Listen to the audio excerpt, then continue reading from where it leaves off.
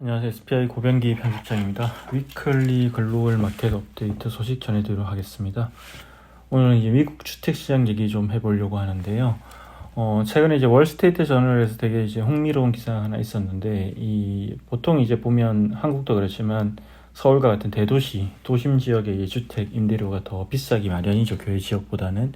근데 이제 최근에 코로나19 이후에 미국에서는 사람들이 이제 좀 이렇게 사회적 거리두기를 위해서 약간 혼잡한 도심보다는 교외로 나가는 경향이 많아졌고, 그렇게 교외로 이주하는 사례들이 많이 늘어났다, 이런 얘기들이 있었는데요. 근데 이게 그 당시에도 이게 어떤 일시적인 현상일 것이냐 아니면 영구적인 변화일 것이냐, 이런 이제 의견들이, 논란들이 분분했는데요. 최근에 보면 좀 더 이러한 어떤 이제 교외로 향하는 현상들이 좀 길어질 수 있다, 일시적인 현상이 아닐 수 있다, 그런 시그널이 좀 나오고 있는 것 같은데요. 이 임대 웹사이트인 아파트먼트 리스트가 이제 발표한 보고서에 따르면 교외 지역의 어떤 주거 임대료가 2020년 3월 이후에 이제 올해 7월까지 26%나 상승했다고 하고요. 이러한 어떤 이제 상승률이 도심의 핵심 지역에 있는 주거 임대료보다 8%포인트 더 높은 수치라고 합니다. 실제 여기 아파트먼트 리스트가 조사한 조사 대상 33개 대도시 중에서 28개 지역에서 교외 임대료 증가율이 도시 지역보다 높게 나타났다고 하고요. 임대료 격차가 가장 컸던 지역은 이제 오리건주의 포틀랜드입니다. 포틀랜드 최근 한국에서도 많이 이렇게 주목하는 지역이죠. 이제 로컬 크리에이터 분들도 많이 좋아하고, 또 어찌 보면 또 이 많은 이제 참고 사례로 삼는 도시인데요.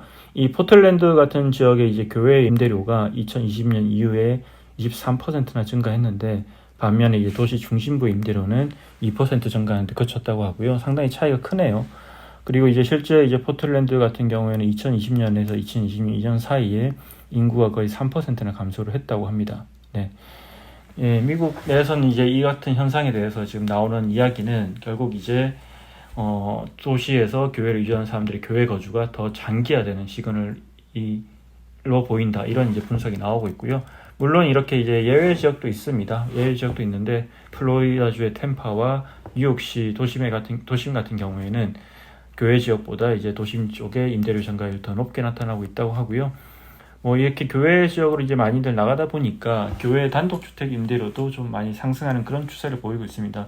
미국 전역 대부분의 지역에서 단독주택 임대료가 크게 오르고 있는데, 데이터 회사인 이제 코오로직의 분석에 따르면 시카고나 보스턴, 올랜드 대도시 지역의 어떤 단독주택 임대료가 6월에 각각 1년 전보다 5% 이상 상승했다고 하고요.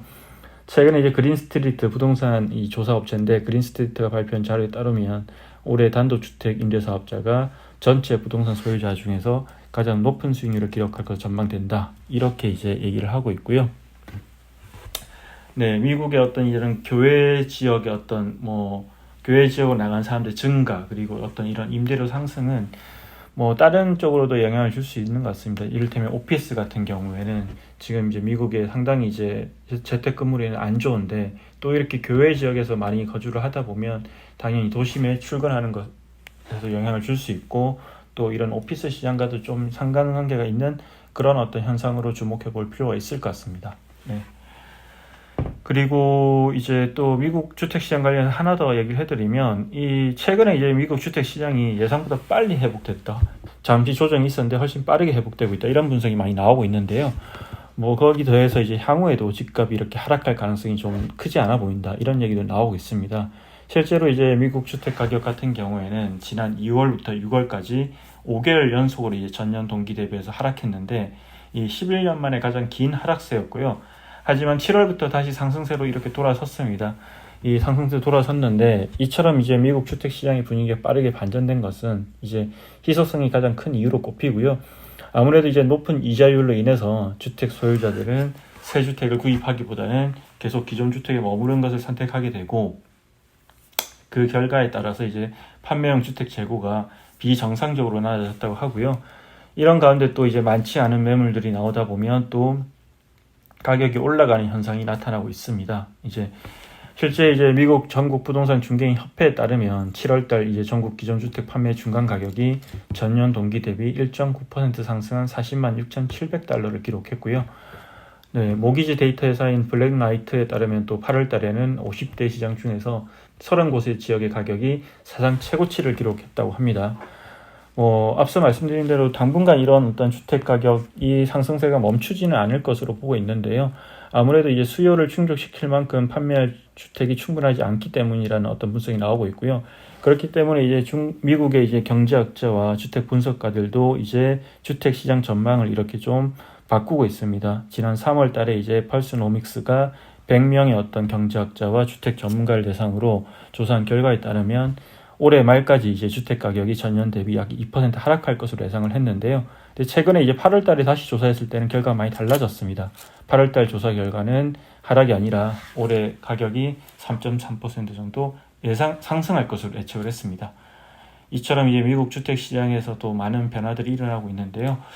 네, 이상으로 미국 주택 시장에 대한 이야기를 전해드렸습니다. 고맙습니다.